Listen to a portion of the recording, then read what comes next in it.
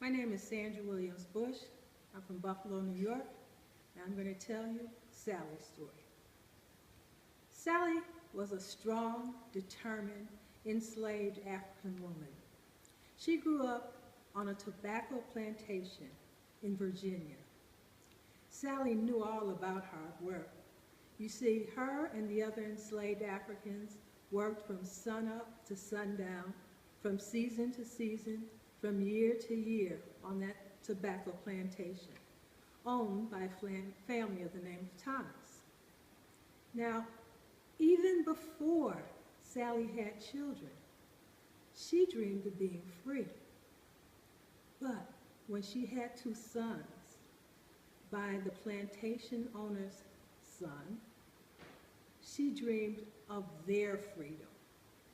And that's all she could think about. Well, when the old plantation owner died, his heirs divided up his estate.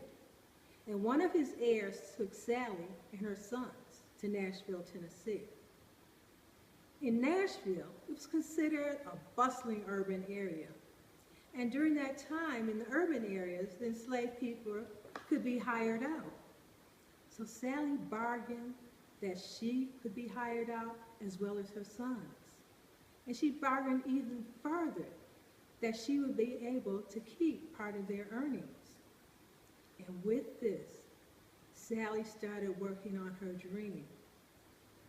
She put aside money so she could one day purchase her son's freedom. Well, after a few years, putting away a little here, a little there, Sally had a third son. And this son was by a local judge. Oh, it was both a blessing and a curse at that time to have children, because the children's status was that of their mothers. So because Sally was considered enslaved, her children were considered enslaved. After a few years, the Thomas estate was finally finalized.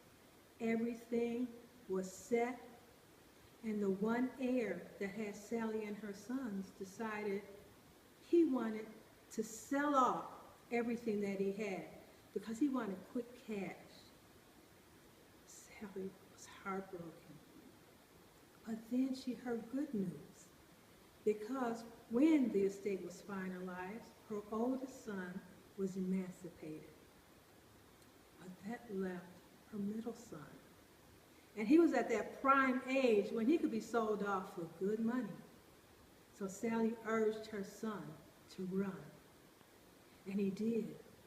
He started running north through Kentucky, through Ohio. He ended up in Buffalo, New York. We opened a business in a local hotel. He married a woman, they had children, and he did very well. But then the Fugitive Slave Act was passed. And he knew that at any time he could be captured and taken back to the South. His family could be captured and taken back to the South. So he ran once more. He ran further north into Canada. And like his mother, he had saved money. And with the money he saved, he bought 100 acres of farmland and became a farmer to support his family. Now, Sally never saw her son again, but she knew he was free. And when she died, she knew that not only was he free, but also her older son had been emancipated a while ago, her younger son had been emancipated, and Sally was happy. She died in peace. And we should take this lesson, because at a time when we were at our worst, we were still able to rise above it all. Thank you.